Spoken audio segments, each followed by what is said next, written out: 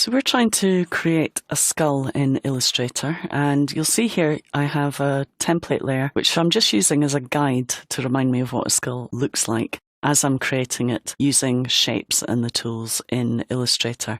And I've created some separate shapes here. What I want to do now is try and get them looking a little bit more organic and more like the shape of this skull.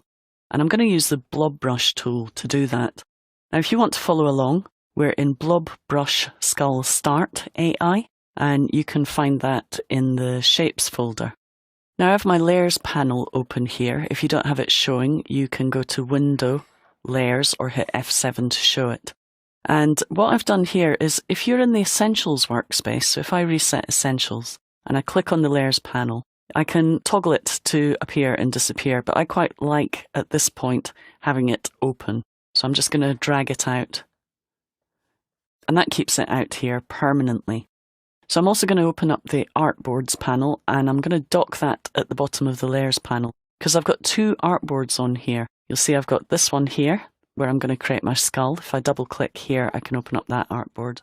And then I've got this one here, and this is just a practice for me to demonstrate the blob brush to you before we start drawing. So the blob brush tool is fantastic. Shift B is the keyboard shortcut for opening it up. And it's opened up a whole new way of working for me in Adobe Illustrator. Now you'll notice if I click and drag, nothing's happening. You need to make sure you have the knife layer selected. So make sure to select the knife layer, which is the one we're going to draw on. And now when I move over here, you'll notice I get a little brush icon and my little circle indicating the size of my brush. Now you can use your mouse if you want to, but much easier if you use a Wacom tablet.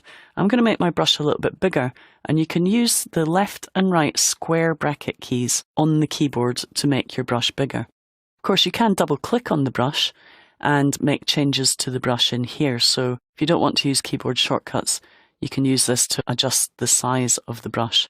And we're going to keep it as a fixed brush at the moment. And we're just going to paint to create a brush stroke. Now you'll notice that when I finish painting, instead of creating a path, it's actually creating a closed shape. And the great thing about it is, if I then continue to draw, it just extends that shape.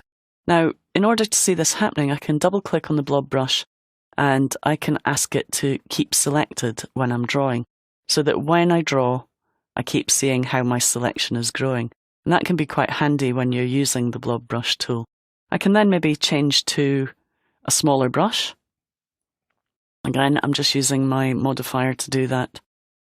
And then we can start to do things like create these kind of protuberances from my main shape. So we can start to create maybe like a hairy caterpillar or something. Now at the moment, I'm not using pressure sensitivity, but if I go back into my brush settings, I can do things like say, okay, let's have the size controlled by the pressure of my pen. Or if you don't have a pen, you could say, let me have random sizes. And then you can decide your base size and decide a variation. So if you don't have a graphics tablet and pen, you can still get some variation in the stroke using the random setting. But if we choose pressure, I can use the pen pressure to say, okay, let's start with 13 points, but give it, let's say, 10-point variation. And this gives me an indication of the range of sizes that I'm going to be able to use. So I click OK. And now what I can do is press quite hard and then tail off and get softer. Now at the moment I tend to press quite hard on my pen. You can probably hear me doing it on my tablet in the recording. So it's very hard for me to get a variation of weight. So what I recommend doing is opening up the Wacom control panel. And if I open up the Wacom control panel, I can change how my pen feels. So I can go in here and I can say, make my tip feel a lot firmer. And now when I jump back to Illustrator, you'll notice if I press hard, I get a heavier line. And if I press softly, I get a lighter line. So now I can use that to create more variety of line here. So I can start to create these lines that are gradually getting fatter as they get towards the body. Okay, so you get the idea of how it works. Now, if I was to change color, and when you select a colour from the colour panel, you'll notice that it changes my stroke value. Now if I have the shape selected and I do that, it's going to put a red stroke on. So we're just going to undo that and deselect and then choose a red colour. Now, you'll notice that the blob brush, if I draw with it, actually uses the stroke colour to create the line. So if I'm now to paint on the black, because I've chosen a new colour, it's not going to combine it with the existing shape. And again, I'm using my pressure sensitivity there to create these interesting shapes. Let's add a little bit more of that. So we'll start off with a bigger brush and add a little bit more variation. So I can start to do really light lines and then great big fat lines at the end. Now you'll notice it's not joining them together, but if I was to click and drag over the shapes, we now create one single shape. So because it's a red colour, it's all the same colour, we create the same shapes. Now even if I was to change the colour very, very slightly, so if we change it to a very slight different colour of red, you'll notice it creates a completely new shape. Okay, so incredibly clever tool. If I'm to select black again and paint, it creates a new shape again, and that's because I'm actually painting on top of the red. If I was to just click over here and start painting, it's going to add it to this existing shape.